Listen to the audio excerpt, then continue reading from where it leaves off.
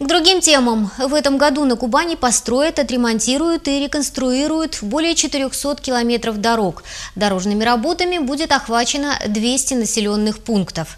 Региональный бюджет выделил на дорожную сферу 3,4 миллиарда рублей. Деньги предоставят как крупным городам, в их числе Армавир, так и малым населенным пунктам. Общий километраж дорог, которые подлежат обновлению, составляет 420.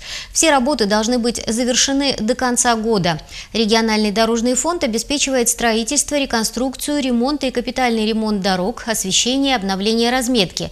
Объем дорожного фонда Краснодарского края в этом году составляет 23,5 миллиарда рублей. Напомним, в Армавире на работы по ремонту дорожного полотна выделены 100 миллионов рублей.